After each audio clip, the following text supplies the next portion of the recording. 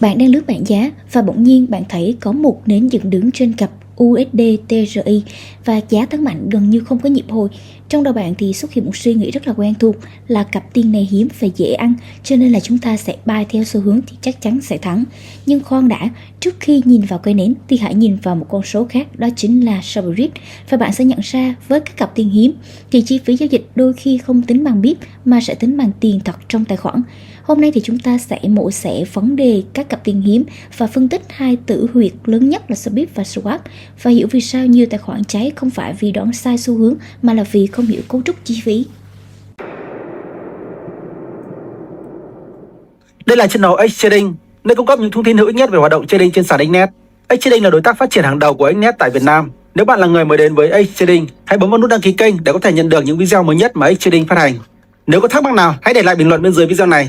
Team X-Trading sẽ giải đáp bạn trong thời gian sớm nhất. Hướng dẫn đăng ký tài khoản và các thông tin update mới nhất về sàn Xnet chúng tôi có để trong phần mô tả và bình luận ghim của video. Ngoài channel mà bạn đang tìm hiểu, bạn có thể truy cập vào website của kênh X-Trading để tìm hiểu những thông tin về sàn Xnet. Đường link của website tôi có để trong phần bình luận ghim hoặc trong phần mô tả của. Trên thị trường Forex thì chúng ta sẽ có 3 nhóm chính là Mazo là cặp chính, Mino là cặp chéo và Exotic là tức cặp tiền hiếm. Cặp tiền hiếm là những cặp được ghép giữa USD và các đồng tiền của các nền kinh tế mới nổi hoặc là có mức độ ổn định cao. Ví dụ như là USD TRI là đô la Mỹ với là Thổ Nhĩ Kỳ, USD MXN là đô la Mỹ với là Mexico và USD ZAR là đô la Mỹ và Nam Phi. USD BRL là đô la Mỹ và Brazil. Điểm chung của các cặp tiền hiếm này là thanh khoản thấp hơn nhiều so với Euro USD, biến động mạnh và phụ thuộc lớn vào yếu tố chính trị và lãi suất. Bởi vì thanh khoản thấp, nhà cung cấp thanh khoản phải mở rộng trên lệch giá để bù lại rủi ro. Hãy so sánh chi phí thực tế như sau. Khi mà Euro USD sẽ biết khoảng 0.6 đến 1 bip thì USD TRI thì sẽ biết có thể lên tới hàng trăm bip. Điều này đồng nghĩa là gì? Nghĩa là khi mà bạn vừa bấm một lot buy thì tài khoản đã âm ngay vài trăm USD chỉ vì phí Sobit. Khi mà bạn chưa sai xu hướng, bạn chưa bị thị trường đánh ngược, nhưng bạn đã phải trả vé vào cửa rất là đắt.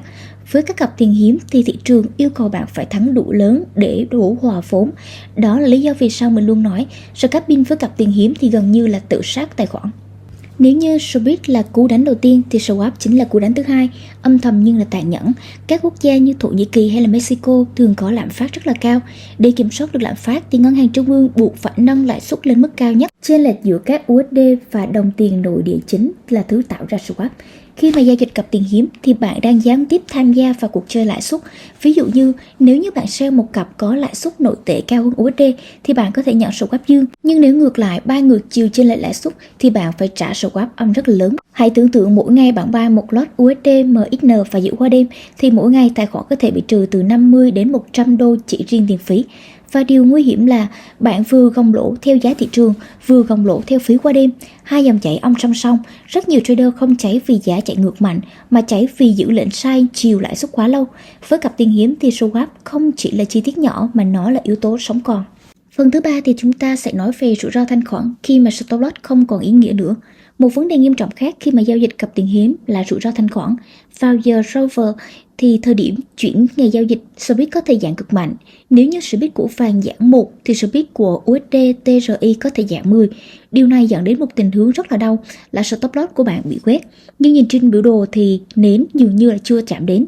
Nguyên nhân không phải là do sàn mà là do chênh lệch bid ask mở rộng đột ngột trong điều kiện thanh khoản mỏng, chưa kể đến yếu tố chính trị.